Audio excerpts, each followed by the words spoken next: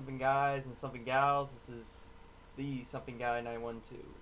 I know it's been a long time since I've recorded anything, but usually I can only do this when parents and family is away, because as soon as I start trying to make a debate, I will get immediately interrupted with "shut the fuck up." So yeah, don't really have a lot of privacy of my own, and even when I try to be quiet, it's always being interrupted. And I'm sorry about the poor lighting quality. I noticed it's always been a very consistent poor lighting quality. Even if I have my light on and the window curtain open, it's always pretty fucking poor for some reason. I think this thing's not very, not very light intensity. It does not have a lot of light intensity, but I'm not like a video blogger yet, so I'm not getting professional aim at all. Probably not going to get any in the future. But anyhow, that is unimportant to what I'm about to talk about, which is true Christians.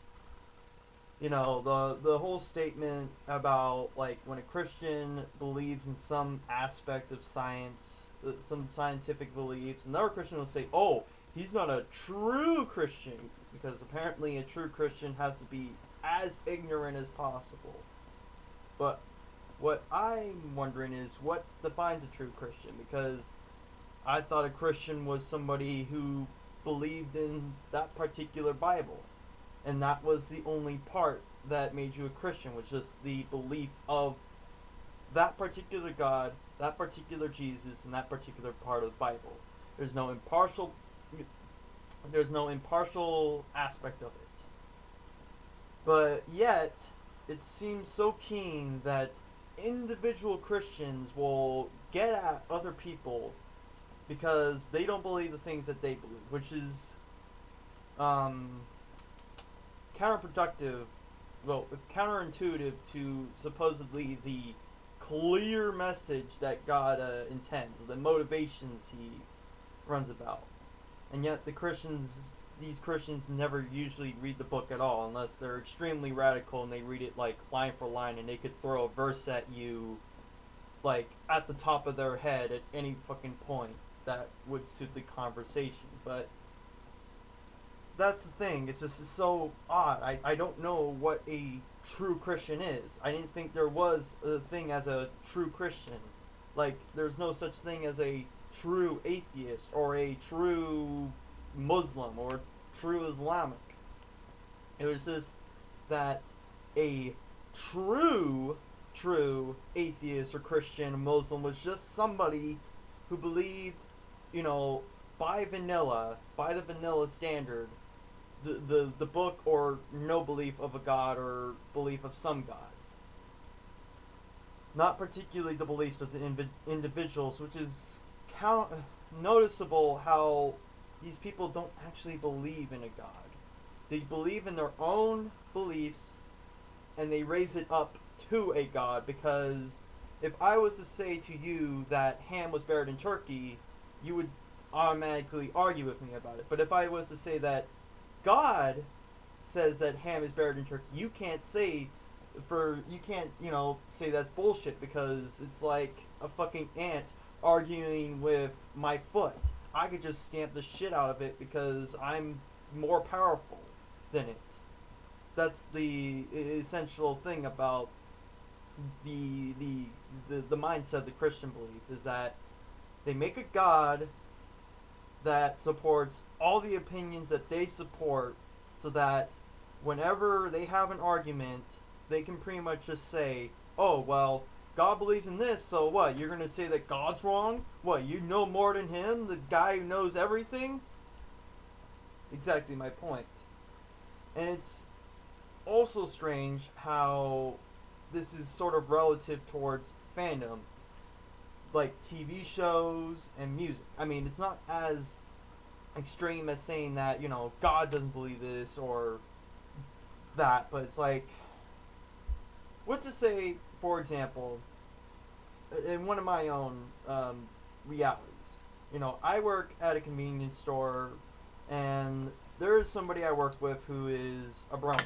I'm brony, we recognize as bronies, and in his state, he just talks about the show ad nauseum. He just does it out of the fucking blue for no particular reason. And he does it to people who don't really want to hear it, which is why people seem to tolerate me more for being a brony, is because I don't bring it up at random.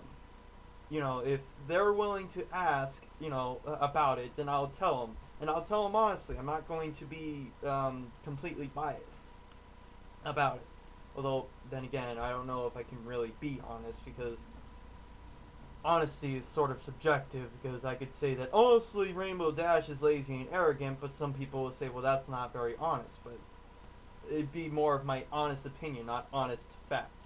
But I'd still be honest about it, and I don't talk about it. Now, I don't like Equestria Girls, that's already established. He likes it, and I told him why I don't like it. Because I can talk to him about it, because he's already seen it, and I've already seen it, so we've seen the same thing.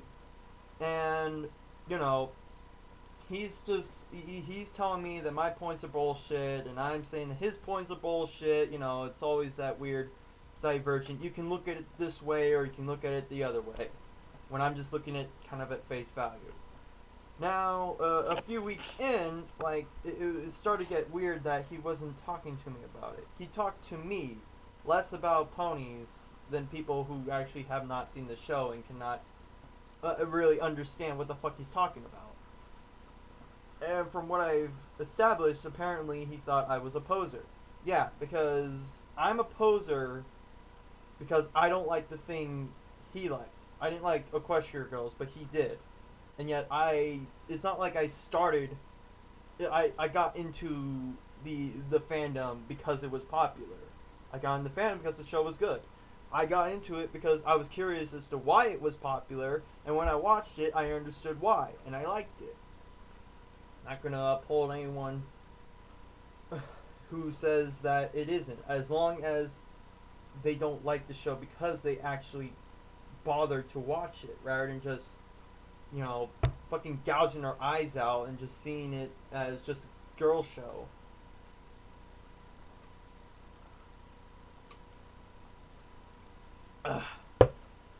But that's the thing too, like, a poser is pretty much somebody who's just doing it because everyone else is doing it.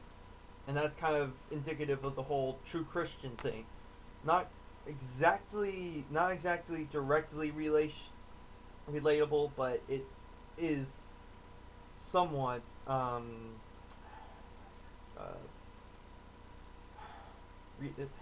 guess somewhat relatable. Not directly, not like a straight line, just somewhat curved, but still makes point to point. It still makes a point of what I'm getting at, is that bronies are expected to like certain things and dislike other things. Like, I'm supposed to hate the fact that they threw in a horrible voice for Derpy, even though Derpy was just a background pony, and, you know, it shouldn't be up to the fans to decide how Derpy sounds or Derpy's included. It's up to the animators, and that's how they did it, and that's how it is. I stress some concern, but doesn't it seem kind of contradictory to say that she sounds like a retard when we have this whole love and tolerate thing, which is being thrown so much now? It almost sounds like Kesha's fuck the haters and whatnot. So, yes, that's the thing. It's just true, a real Christian, true brony, real brony is not, it's just an arbitrary adjective, because it's not true and it's not real. It's just how you think brony should be, or it's how you think Christian should be. It's your opinion, and no matter how hard you try to stack it up and put it on a pedestal of God to make it better, it's still just your opinion. And we don't have to agree with it, even if it is supposedly what God wants us. Okay? Sorry for the delay. More on the way. Yes, more of these raw ones that I'm actually just improvising right now. Okay? Alright. Bye.